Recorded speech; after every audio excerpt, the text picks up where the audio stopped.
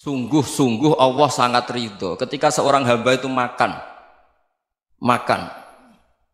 makan ketika sesuap nasi dia muji Allah, ketika minum seteguk nasi dia muji Allah. Itu kalau orang diridhoni Allah itu wali betul. Itu untuk jadi wali itu gampang. Kamu makan ridho, kamu ninjak buminya Allah ridho seneng, kamu hidup keseharian aman seneng. Nah ini supaya sampean kita semua ngaji betapa panduan Rasulullah untuk menggapai ridho Allah itu banyak yang keseharian sekali. Saking kesehariannya banyak dalam hadis dan itu sahih. Nabi menyebut hal-hal yang keseharian. Hatta ma tas'alu fi imra'atika, kamu punya uang kemudian istri kamu bisa makan itu ibadah. Bahkan sebagian ibadah itu dicontohkan Nabi yang akhirnya diprotes sahabat. Yaitu wafi buti ahadikum sodakoh, kamu menggauli istri kamu itu ya sodakoh. Sampai sahabat bilang yang benar ya Rasulullah. Ayati ahaduna syahwatahu wa huwa lahu ajrun. Masa urusan biologis, urusan syahwat kemudian dia dapat pahala. Nabi menjawab, alai salawadu'aha fi haramin akana alaihi wisrun. Bagaimana kalau dia meletakkan ke yang tidak benar itu kan dosa. Nah, hal-hal seperti ini yang saya ingin teman-teman semua. Saya juga agak ingin ngaji demi Anda juga agak ingin. Itu dosa sekali ngaji kok pesanan kelompok tertentu itu enggak boleh. Islam itu untuk semua. Jadi ya cuma karena di depan saya jenengan ya seakan-akan jenengan korbannya. Itu ada ilmunya dalam usul fikih itu. Jadi orang itu harus ngaji usul fikih. Nama yang disebut, mungkin Mas Sofyan masih ingat zaman ngaji usul fikih. Nama yang disebut itu tidak jaminan sebagai prioritas perintah. Jadi misalnya gini, kebetulan yang di depan Nabi itu Abu Dzar. Nabi ya bilang, ya Aba Dzarin ini uhibbuka misalnya, atau ya Mu'ad ini muhibbuka, atau ya Aba Hurairah ini uhibbuka misalnya. Banyaklah riwayat yang Nabi nyebut ya Aba Dzarin, ya Mu'ad, ya Aba Hurairah. Kemudian misalnya Nabi meneruskan khitab, ini uhibbuka, saya mencintai kamu, fakul dubur sholatin, atau sebagian riwayat disebut fala tada'an la dubura kulli sholatin, Allahumma inni ala dzikrika wa syukrika wa husni ibadatik. Saya mencintai kamu, siapa saja. Mu'ad bisa, Abu Dzar bisa siapa? Saya mencintai kamu, mohon kalau habis sholat kamu jangan lupa wiridan Allahumma a'inni ala dzikrika wa syukrika wa husni ibadatik. Ya Allah, tolong kami permudah supaya mudah ingat engkau. Anda tidak bisa mentang-mentang, wong nama saya Parmin, nama saya Purnomo, itu yang diperintahkan Mu'ad misalnya.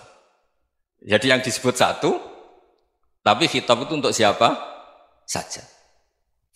Saya teruskan ya. Jadi saya mohon semua kita melakukan kebaikan itu kalau dalam kaidah fikih disebut al yakin la yuzalu bisyak. Banyak kebaikan yang kebenarannya itu 100%.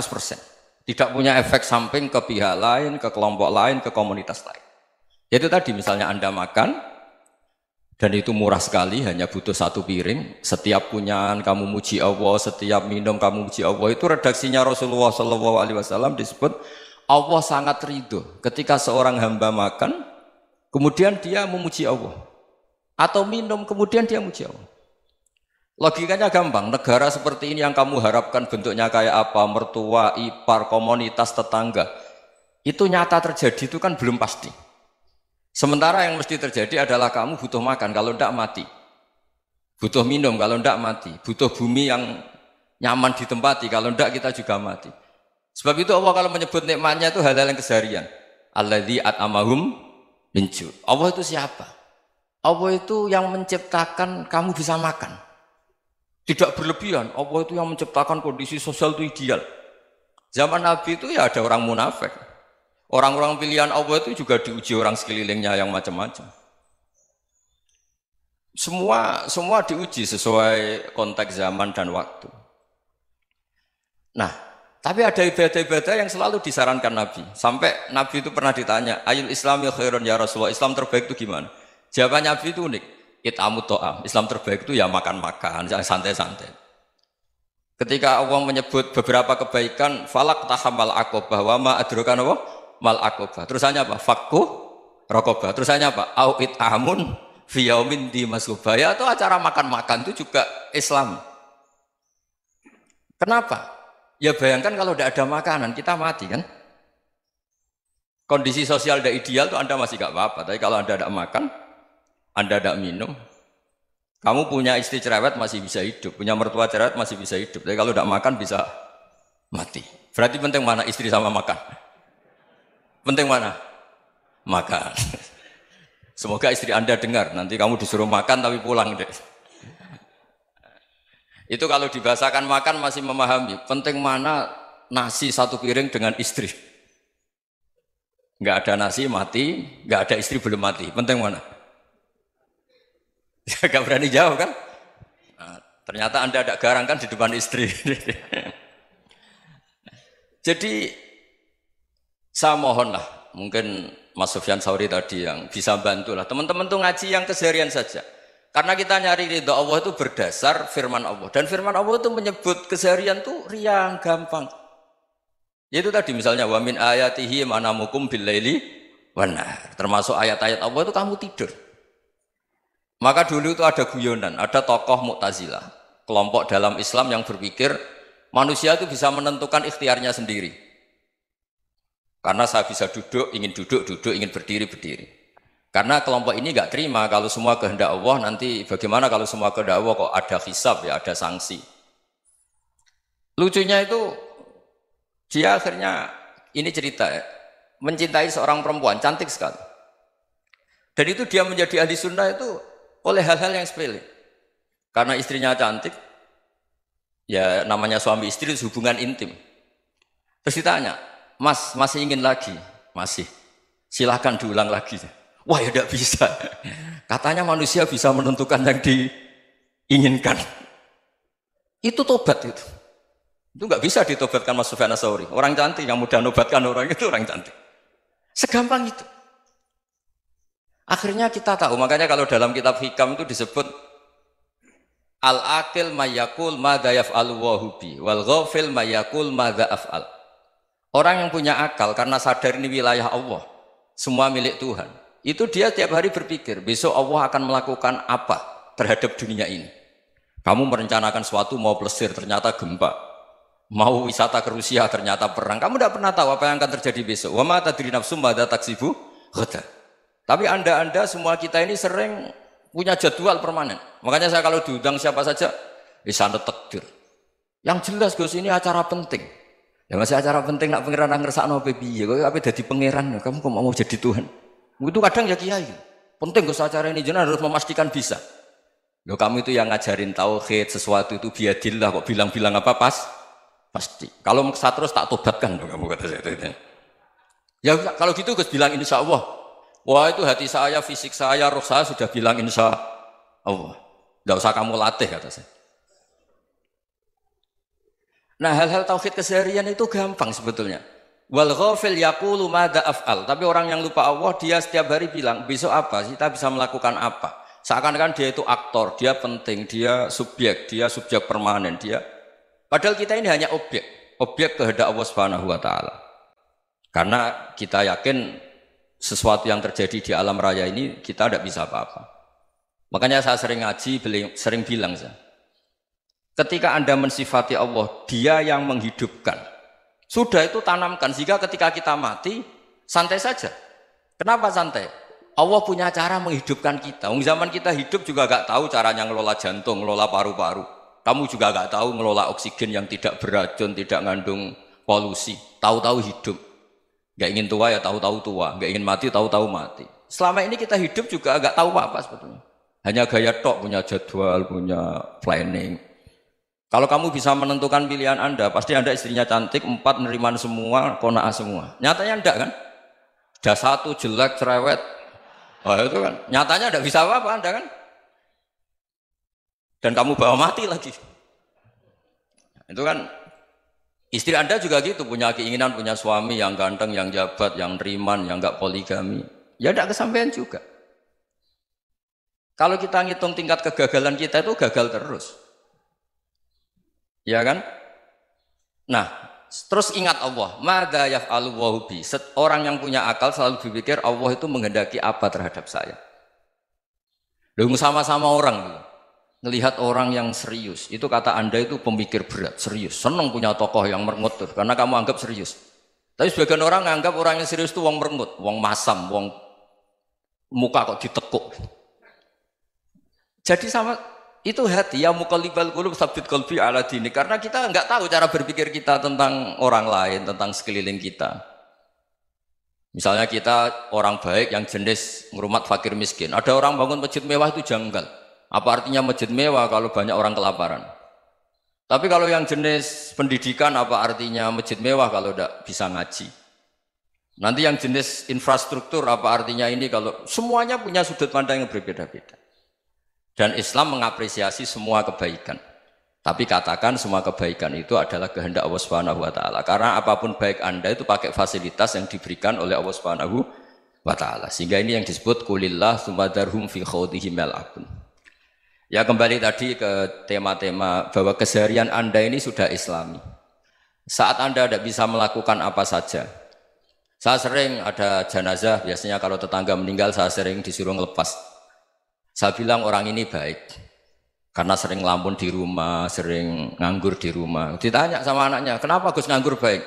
Ya kalau dia nganggur artinya juga agak berbuat sesuatu yang maksiat kan? Ya kan? Orang nganggur di rumahnya ya tidak bunuh orang, tidak maling, tidak korupsi, ya namanya nganggur di rumah. Lah cuma istri cara pandang nganggur gak menghasilkan uang itu. Tapi juga gak menghasilkan kriminal kan?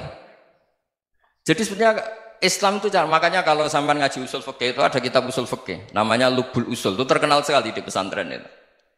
Itu kalau ngapresiasi keseharian itu luar biasa. Izma min mubahin illa wa yatahaqqaqu bihi tarku haramimma. Karena keseharian yang mubah saat Anda lakukan itu ada kehebatan yang luar biasa, yaitu meninggalkan haram. Makanya dulu banyak orang-orang alim ketemu temannya itu guyon sampai semalaman. Itu biasanya yang semangat Islam itu kiai kok tidak tahajud, kiai kok tidak witir. Orang yang sedang mapan uangnya banyak, malam itu tidak kelayaban itu sudah luar biasa. Melawan nafsu supaya tidak maksiat itu sudah luar biasa. Supaya lupa guyon sama temannya semalaman sampai subuh. Gejlok-gejlokan ngenang zaman miskin, zaman kuliah nggak jelas, zaman apa. Melihatnya jangan tarkut tahajud. Seperti ini meninggalkan tahajud, tapi meninggalnya ini talkul muharramat. Jadi kayak apa hebatnya? Sehingga Imam Ghazali punya riwayat yang agak unik. Hatta takuna ibadatu akhiri hadil ummah iku an-naum. Sehingga suatu saat ibadah terbaik umat ini itu tidur.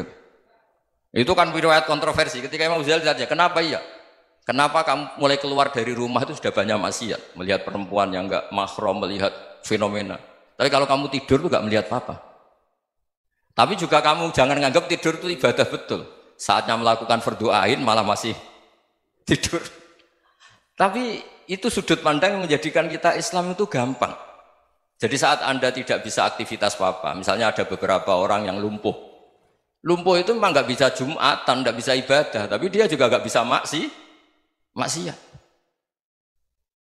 Tidur itu memang Anda saat itu tidak bisa tahajud, tidak bisa witir, tapi saat itu ada zina, ada maling, tidak gosipkan orang, tidak bully orang, tidak menanamkan kebencian, tidak hasud.